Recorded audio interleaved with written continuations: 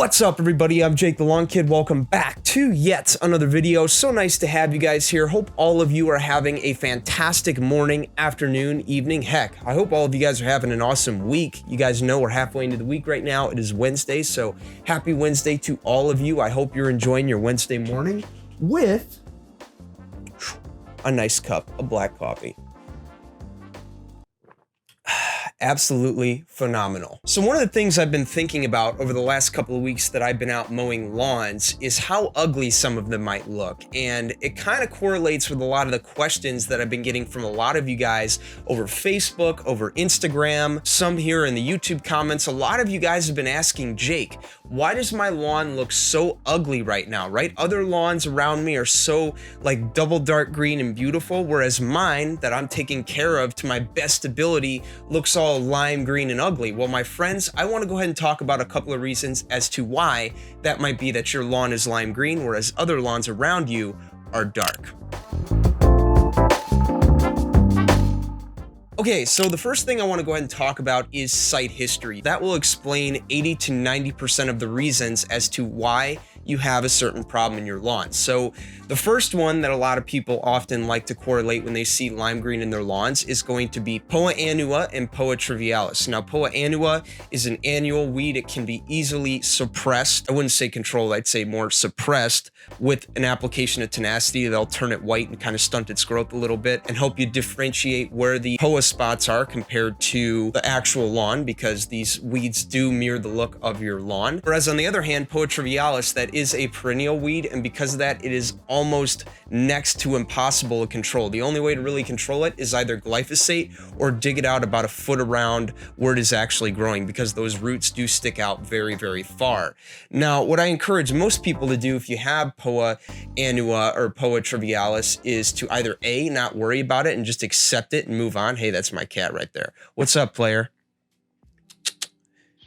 That right there, that's Poa triv. That's Poa triv right there, the lime green circle. The rest is bluegrass. Now let's take a look at Poa annua. By the way, you can see the Poa triv scattered everywhere. Right there, right there, right there. So I got a little bit of it in this lawn. Is it the end of the world? No, because by the time summer comes, sun's gonna bake it, my grass is gonna outcompete it, so I'm not really worried about it. Plus, it's not all that bad, really. Now this one right here is Poa annua, or Poa annua as a lot of people like to call it. Now, the reason I know this is Poa annua is because not only is it smaller, typically Poa annua can actually spread bigger than this, by the way, but this is a little clump of Poa annua. You can see, I pulled the seed head here, right there.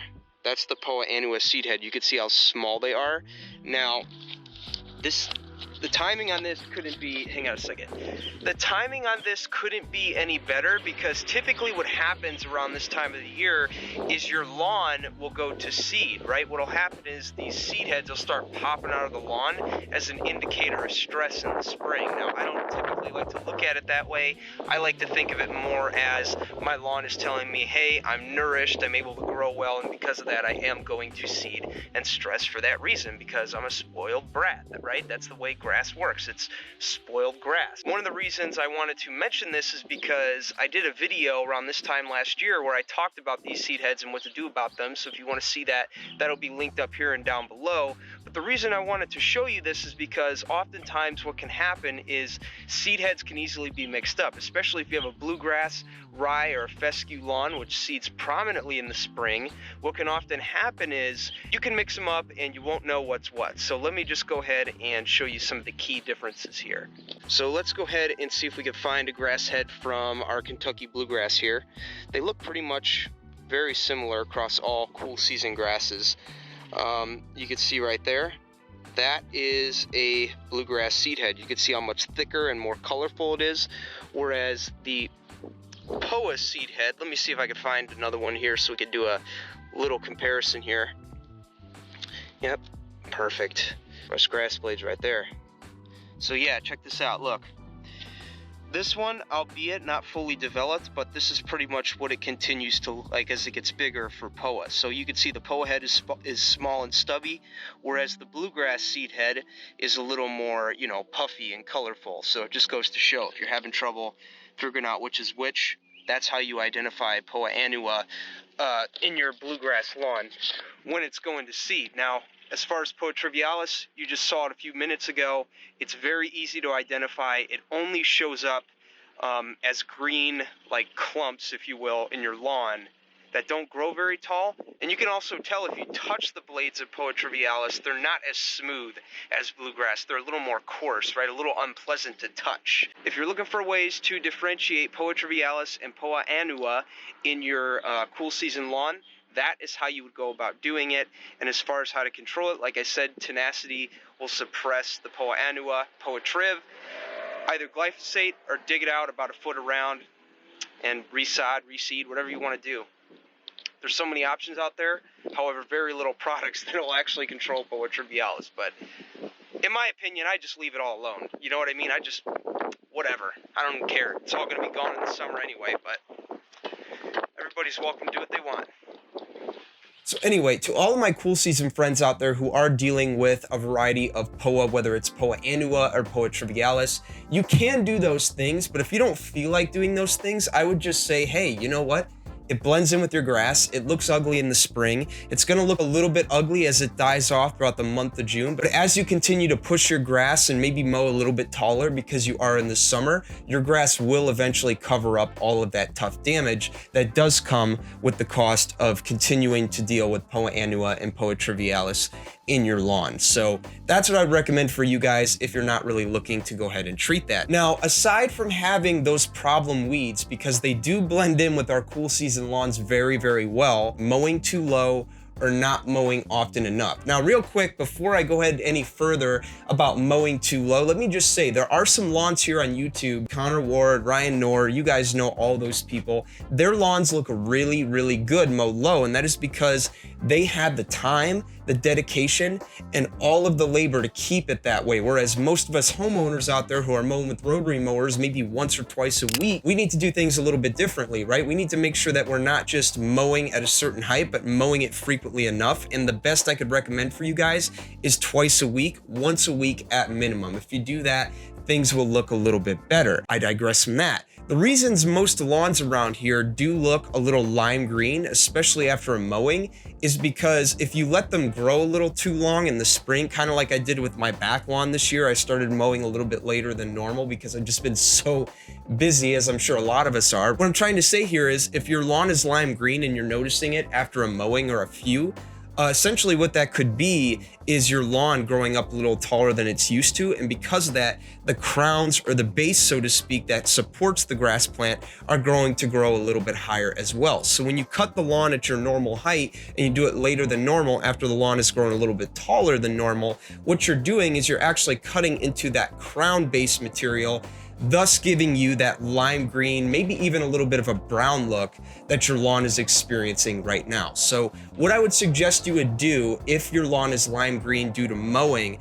I would just start mowing it at whatever height you are committed to, whether that is 2.5 inches, 3 inches, 3.5 inches, and just do it often. And over time, that color will wear away and your lawn will become accustomed to being mowed at that particular height. Hi, what's up everybody? So it is now later in the day. I am still working on the video that I just shot at around 9:30 this morning. It's about 1 o'clock. Anyway, in case you guys are wondering how long it takes me to edit these, sometimes it takes 4 hours, sometimes it takes 4 days. Anyway, I digress from that, guys. I get a lot of questions from those of you guys who watch saying, Jake, I love the products you're talking about. I've used them before, but is there any chance I could buy them through you?